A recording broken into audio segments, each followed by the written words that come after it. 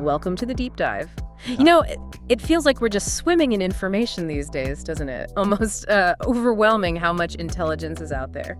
It really is. And our sources, well, they suggest something quite interesting about that maybe it's become a commodity. A commodity? How so? Well, not in the usual sense, more like something we can easily access, buy, stream, download. But this ease, it might actually be making us less intelligent in our day-to-day lives. That's a challenging idea. So that really brings us to the core question for this deep dive, I think. Are we, actually living intelligently, or are we maybe just consuming intelligence? Right. So our mission today really is to help you unpack that. What are you doing with all this information you take in? And crucially, what's the difference between just consuming it and, well, genuinely applying it? Let's get into it. Okay, so what's fascinating here, and the research really points this out, is this clear distinction: living intelligently. They define that as essentially turning perception into behavior. It's when, a deep understanding actually starts guiding your decisions, your time, your energy, even how you react to things. So it's about embodiment, actually doing it. Exactly, embodying what you know. Now, contrast that with simply consuming intelligence. This is where you know a lot. I mean, your mental hard drive is full of facts, insights, but none of it really shows up in your life. It just stays theoretical. Okay. And our sources talk about a paradox there, don't they? They do, a big one. This huge amount of available information, it can create this illusion of knowledge. Just knowing about something gives you this false sense of mastery. It sort of short-circuits the actual work of applying it. Right, like ticking a box mentally, but not physically. Precisely. It's less about how much you take in and much more about that active internal processing, actually grappling with it. That really hits home, doesn't it? Because we live in this age where, knowledge has never been more accessible. You've got AI giving instant answers, those short, punchy educational videos, book summaries everywhere, intensive courses online, and, well, deep dives like this one covering almost anything. Absolutely. The access is unprecedented. But yeah, what happens when that stream, that fire hose of information, doesn't actually lead to any real-world action? Do our sources dig into that specific disconnect? They really do. That's the core of it. Are we actually practicing this intelligence, or are we just consuming it, like a snack almost? Yeah. Exciting for a moment, then gone. A quickly vanishing product, yeah.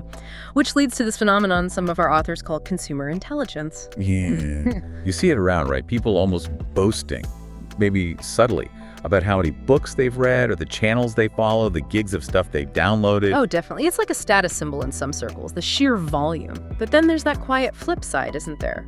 That feeling, maybe a bit of shame, when you reflect and realize how few habits have actually changed, how little your daily actions have shifted, despite all that knowing.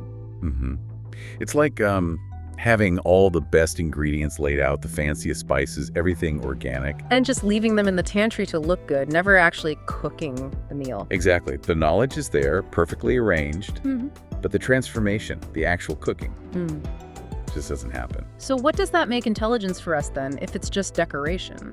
Well, that's the uncomfortable question the research raises. Is intelligence becoming, for many, a tool for decoration rather than a tool for building? Something we use as an outer cover, something we acquire and show off, almost like a fashion trend. Instead of integrating it deep down as a core part of how we operate. Right, instead of making it a functional component. And, it kind of taps into this basic human need for competence. We collect these badges of knowledge. Get that little dopamine hit. Exactly, an illusion of progress, really. And we avoid the hard part, the discomfort of actual change. So if someone listening is wondering, am I doing that? Are there signs, indicators? Yeah, the sources lay out some pretty clear indicators, things to look out for. First, maybe the most obvious. You know a lot, but you apply almost nothing. Second, you find yourself resharing ideas, maybe profound ones, but you haven't actually tested them yourself, not really lived them. Okay, what else?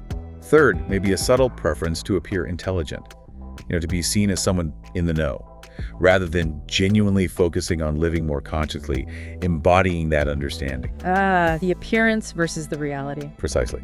And finally, this feeling our sources describe brilliantly as intellectual indigestion. Indigestion, I like that. Yeah. Imagine just gorging on information without really chewing it, digesting it. Yeah. Your mind feels bloated, stuffed. But that not actually nourished? Yeah, exactly. That knowledge-stuffed feeling. It isn't wisdom. It's more like a symptom. Overload without real integration. Okay, that decoration versus building distinction is really clear now. But if someone feels stuck in decoration mode, how do we start using this knowledge to actually build something? What's the first step? Well, one really practical step advocated in the material is something like a 3-minute integration pause. Okay, tell me more. When you encounter an idea that really strikes you, that feels important. Don't just jump to the next thing. Stop. Pause for, say, 3 minutes right then. And in that pause, you ask yourself 2 things. How does this apply directly to my biggest challenge right now? Okay. And second, what's one tiny micro action I can take today based on this idea? So it forces the brain to switch gears from passive intake to active problem solving. Exactly. It interrupts that constant flow of consumption. But I wonder, starting with silence, that pause. It sounds simple, but in our world, always connected, always buzzing, that feels hard. The urge to click the next link, scroll down, it's almost automatic, isn't it? It absolutely is. The research acknowledges that pull, that urge to just consume more. It's strong. So how do we fight that? And how do we pick just one idea when there are so many good ones? Is there a filter? Well, that's precisely why the pause is so critical, because it forces that choice. And it ties directly into this key principle. One idea applied is better than 100 ideas that impress you. Okay, quality over quantity, application over accumulation. Yes, it's about activating intelligence, not just piling it up. And for choosing, the crucial step is connecting what you know to what you actually need. Right, making it relevant. Exactly. Right. Intelligence shouldn't be just mental ornamentation, making your mind look pretty with abstract stuff. No, the sources frame it as a bridge between perception and behavior. A practical tool. A practical tool to navigate reality. So you apply the idea that speaks most directly, most urgently, to a real challenge or a goal you have right now. That makes sense. Filter by need. Filter by need. So, boiling it all down, the core message from these insights is pretty clear. Intelligence is not a quantity of information. It's not about how much you know, but the ability to make better decisions under the pressure of reality. Under pressure, yeah. When it counts. When it counts. And there's this great metaphor one author uses. Don't just read the road, walk it. Walk the road. The value isn't just knowing the map, it's making the journey. Precisely.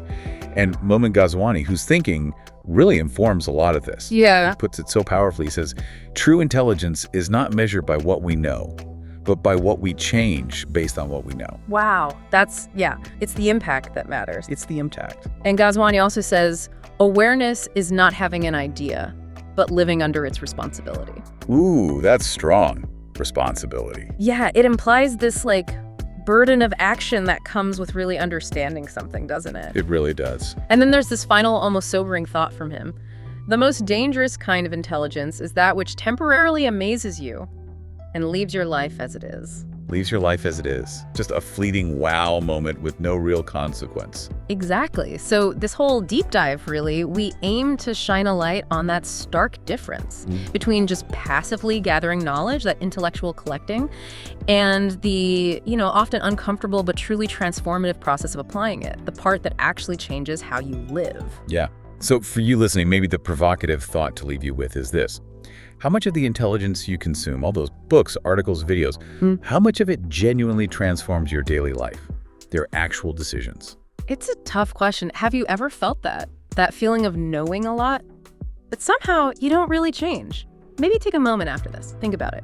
What's one idea, just one, that has genuinely changed something real in your life?